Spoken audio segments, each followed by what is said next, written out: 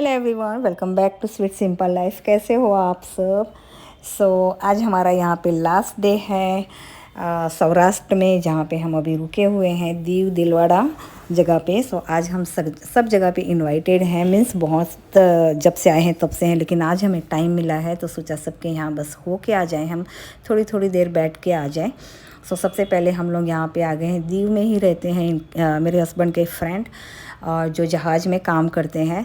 बस उनके यहाँ हम लोग विज़िट कर रहे हैं। अभी थोड़ी देर इनके यहाँ बैठ के, जैसे मैंने कहा, सबके यहाँ थोड़ी थोड़ी देर बैठ के हम लोग निकल जाएंगे।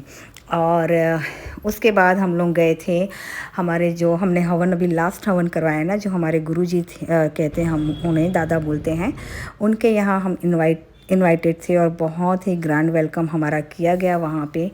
और बहुत सारी चीज़ें हमें गिफ्ट में दी गई, सब कुछ धार्मिक रिलेटेड है।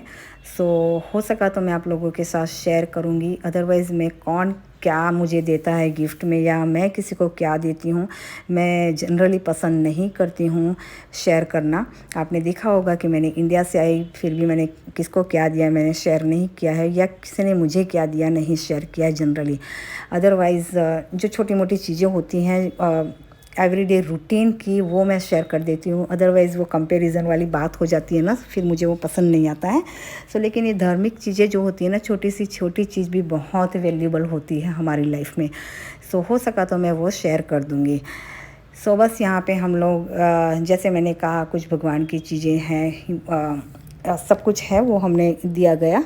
और फिर उसके बाद यहाँ पे और सबके यहाँ पे क्या है पता है, सौराष्ट्र में ये एक माना जाता है कि कितना भी आपका वेलकम कर ले, कितने भी अच्छी वैरायटी पकवान आपको खिला ले, लेकिन चाय अगर नहीं उन लोगों ने दी आपको और आपने नहीं पी, अगर उन्होंने आपको नहीं दी, तो ये माना जाता है कि आपका वेलकम नहीं किया, वहाँ आपका अपमान हो गया।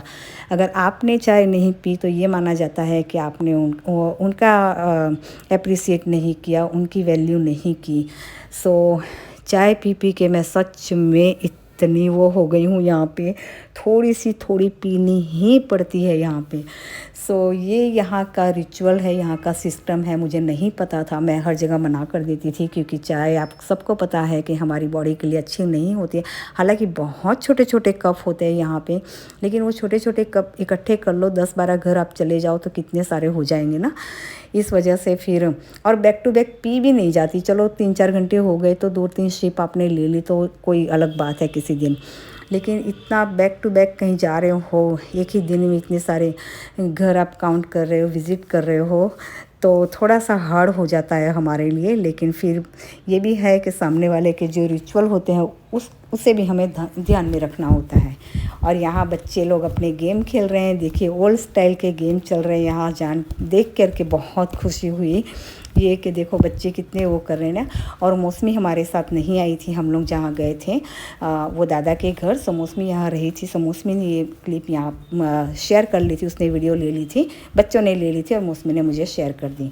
उसके बाद हम लोग लास्ट हमारा ये विज़िट था जो हमने 3 हवन पहले किए थे गुप्त प्रयाग में। वो जो महाराज थे उनके आश्रम में हमें इनवाइट किया गया था। वृद्ध आश्रम है यहाँ पे। ये नाइट का सीन है। बस हम लोग यहाँ पे आ गए थे, डिनर पे हमें इनवाइट किया गया था। वैसे हम लोग आने वाले थे यहाँ मिलने के लिए, और जो वृद्धाश्रम है हमारे, उस कुछ काम था हम लोगों को, तो उन्होंने कहा कि नहीं आप सब आओ और डिनर लेके जाओ।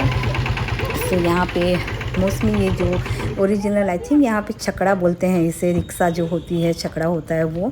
वहाँ पे उसको रमेश भाई लेके आए थे कि चल इसमें, मैं तो बैठी हुई हूँ लास्ट टाइम, लेकिन मौसमी को आज उसमें बैठा दिया कि चलो ओरिजिनल कर ले। और मौसमी बहुत एंजॉय किया उसने भी। बस हम लोग यहाँ पे पहुँच गए हैं। एक्चुअली ना महाराज के सामने आना था, आश्रम में आना था, इस पवित्र जगह पे। मैं अच्छे से नहा धो के रूम पे जाके नहा के फिर आई थी, और इंडियन ड्रेस फिर पहन लिया था, फिर अच्छा नहीं लगता ना इस तरह से। वहाँ मैंने मिस्टेक कर दी। वो दादा के सामने मैं पैंट और पहन के चली गई थी, आई डोंट नो क्या मेरे दिमाग में चल रहा था, क्या नहीं चल रहा था। एक्चुअली लास्ट डे है हम लोगों का, सो काफ़ी हम लोग इमोशनल हो गए सब, और वो मैं बिल्कुल भी शेयर नहीं करूँगी क्योंकि काफ़ी रोना धोना चला था यहाँ पे। सो बस सबसे पहले तो यहाँ हम लोग डिनर लिया हम लोगों ने। और जैसे मैंने कहा, इंडिया में आने के बाद में मेरा रूटीन बिल्कुल भी डगमगा गया है। रात को भी खाना हो ही जाता है मेरा किसी न किसी वजह से।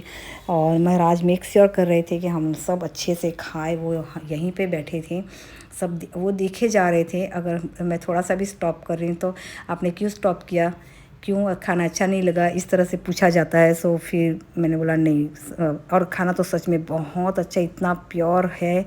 यहाँ का जो होता है ना, चूल्हे पे बनाया जाता है। और रोटी बाजरे की रोटी होती है, ज्वार की रोटी होती है, मकाई की रोटी होती है। और यहाँ पे रिंगन ओड़ा था, घी दिया जाता है, गुड़ दिया जाता है, छाछ, सब कुछ, दूध, आई मीन अनबिलीवेबल।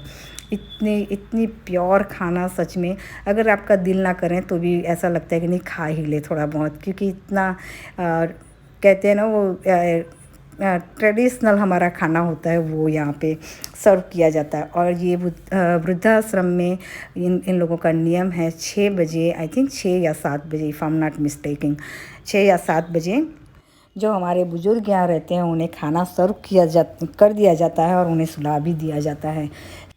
सो बस आज की वीडियो यहीं तक थी। चलिए फिर मिलते हैं अगले वीडियो में। Until then take care and bye bye.